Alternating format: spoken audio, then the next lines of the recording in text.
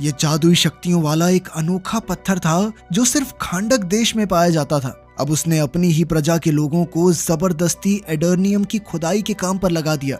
जब भी किसी गुलाम को पत्थर का कोई हिस्सा मिलता तो वो तुरंत दौड़कर उसे वॉचमैन के हवाले कर देता और बदले में अपना इनाम पा लेता। मगर कभी कभी रास्ते में ही बाकी गुलाम पत्थर छीनने के लिए उस गुलाम पर टूट पड़ते।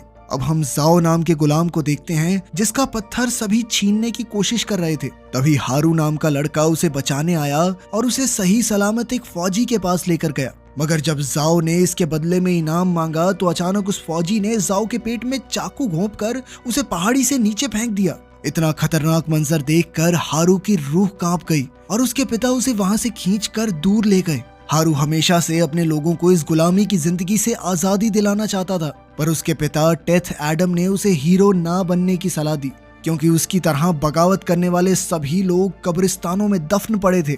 खैर, हारू ने फिर भी पूरे देश को इकट्ठा करके क्रूर राजा को हराने का फैसला कर लिया था। अचानक उसने दौड़कर उस फौजी के हाथ से एडर्नियम पत्थर चुरा लिया और अपने हाथों से आजादी का निशान बनाकर प्रजा के दिल में आजादी की चिंगारी जला दी। राजा ऑक्टोन ये अच्छे से जानता था कि ये छोटी सी चिंगारी जल्द ही जबरदस्त आग का रूप ले सकती है, इसलिए उसने हारू को पूरी प्रजा के सामने फांसी देने का हुक्म दिया।